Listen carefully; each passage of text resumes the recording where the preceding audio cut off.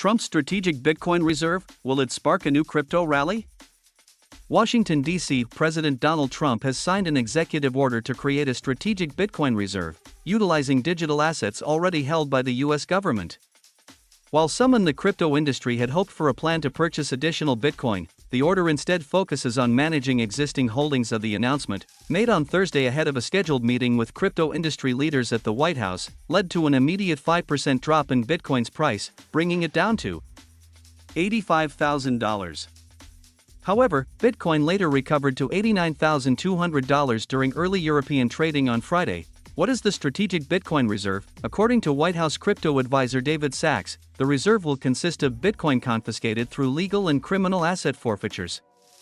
The move officially recognizes Bitcoin as part of the U.S. government's financial reserves for the first time. The order leaves open the possibility of future Bitcoin acquisitions, but only through budget-neutral strategies that do not add costs to American taxpayers. Andrew O'Neill, managing director of digital assets at SP Global Ratings, described the decision as largely symbolic but acknowledged its significance in recognizing Bitcoin as an official reserve asset. Market reactions and industry concerns, Trump's crypto-friendly stance, along with promises to ease industry regulations, had contributed to Bitcoin's surge to an all-time high of $109,071 in January.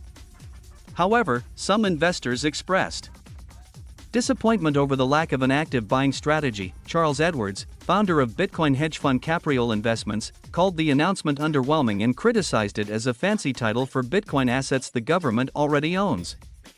He added that without new purchases, the reserve is merely a lipstick on a pig scenario. What's next for U.S. crypto policy? In addition to Bitcoin, the government will also manage a U.S. digital asset stock, which includes confiscated holdings of Ethereum, XRP, Solana, and Cardano. However, the administration clarified that it will not expand these holdings beyond assets obtained through legal actions. The crypto industry remains eager to see whether Trump will introduce policies that further integrate digital assets into the U.S. economy. Advocates argue that a national Bitcoin reserve could benefit taxpayers if prices appreciate over time. However, critics warn that Trump's personal financial ties to cryptocurrency, including investments in meme coins and the crypto platform World Liberty Financial, could pose conflicts of interest. As Trump prepares for his re-election campaign, his engagement with the crypto sector is likely to remain a key talking point.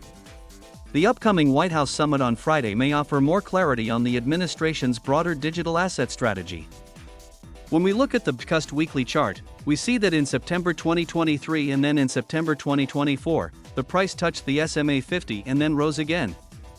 Currently, there is a double top formation on the BTC weekly chart.